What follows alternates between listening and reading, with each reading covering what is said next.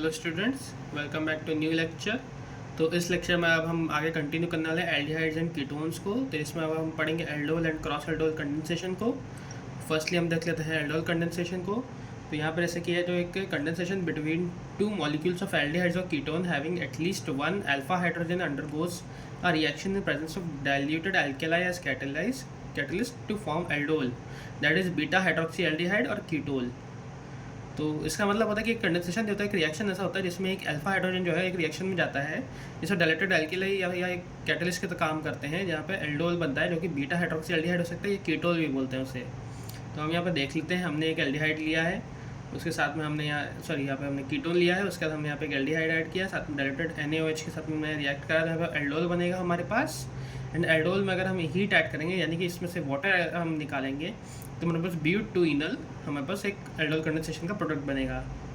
Second example हम देख लेते हैं। सेमली हमने फिर से यहाँ पे एसीटोन लिया है, साथ में हमने एक और एक एसीटोन लिया है, BaOH2 के प्रेजेंस में हमने कराया है, यहाँ पे हमारा कीटोल बनेगा। कीटोल में अगर हम हीट ऐड करेंगे तो हमारे पास बनेगा 4-मिथाइल पेंट 3-ene-2-on।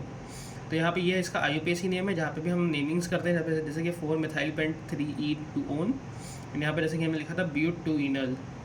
तो ये जो है इसके हैं हमारे IUPAC नेम्स होते हैं, कॉमन नेम्स इसके ये नहीं है। नेक्स्टली हम देख लेते हैं क्रॉस एल्डोल कंडेंसेशन क्या होता है। तो यहाँ लिखा है जैसे कि condensation between two different aldehyde और ketone having alpha hydrogen, if both reactant contains alpha hydrogen it gives a mixture of 4 products. तो यहाँ पर है कि जैसे कि अगर हमारे पास दो डिफरेंट एल्डिहाइड्स को हम लेंगे, एल्डिहाइडिक ग्रुप से कीटोन को, जिसमें अल्फा हाइड्रोजन हो, लेकिन अगर दोनों ही रिएक्टेंट अगर हमारे पास अल्फा हाइड्रोजन रहेंगे तो हमारे पास 4 डिफरेंट प्रोडक्ट्स आएंगे।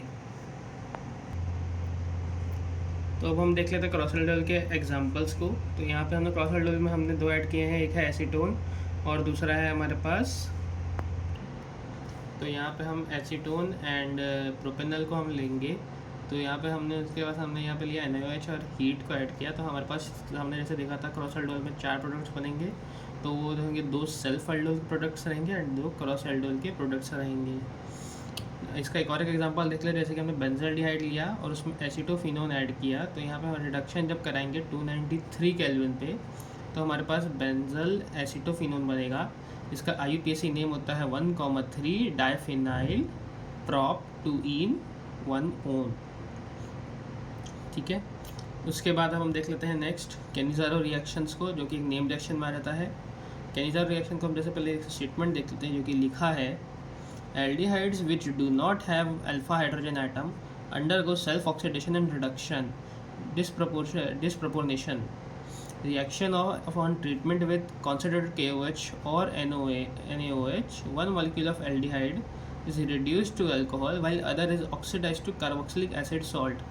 तो जब एल्डिहाइड्स ऐसे होते हैं जिनके पास एक अल्फा हाइड्रोजन एटम नहीं रहता है, तो इनके पास दोनों रिएक्शंस होते हैं, इसमें सेल्फ ऑक्सीडेशन भी होता है और रिडक्शन भी होता है। तो एक जो जब इनका हम रिएक्शन करेंगे KOH और NaOH के प्रेजेंस में, तो एक मॉलिक्यूल जो होगा वो अल्कोहल को रिड्यूस हो जाएगा और एक जो है वो कार्बोक्सिलिक एसिड सॉल्ट बन जाएगा। तो हम जैसे देख लेते हैं, यहाँ पे हमने फॉर्मल्डिहाइड को यूज़ किया है। फॉर्मल्डिहाइड का हमने यहाँ पे यूज़ किया, यहाँ पे हम देखेंगे कॉन्सेंट्रेटेड KOH के प्रेजेंस में मीथेनॉल बनेगा और पोटेशियम फॉर्मेट बनेगा, यानी कि रिडक्शन हो गया इसका फर्स्ट एटम का अल्कोहल में एंड सेकेंड का हो गया कार्बोक्सिलिक एसिड सॉल्ट में। नेक्स्टली हम देख लेते हैं बेंजल्डिहाइड को। तो बेंजल्डिहाइड में हमने फिर से लिया कॉन्सेंट्रेटेड NaOH के प्रेजेंस में हमारे पास बेंजाइल अल्कोहल बनेगा एंड सोडियम बेंजोएट बनेगा। तो जैसे कि हम देख सकते हैं, सेम एक एटम जो है वो रिडक्शन हो गया उसका अल्कोहल में और एक ऑक्सीडाइज हो गया कार्बोक्सिलिक एसिड सॉल्ट पे।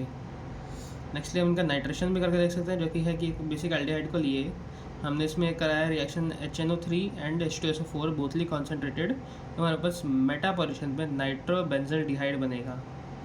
तो यहाँ पे हम इसको नाइट्रोबेंजल्डिहाइड तो रहेगा, लेकिन मेटा की जगह हम यहाँ पे क्या लिख सकते हैं, यहाँ पे हम लिख सकते हैं जैसे कि फर्स्ट पोजीशन है, सेकंड एंड थर्ड, तो हम इसे लिखेंगे 1,3 नाइट्रोबेंजल्डिहाइड।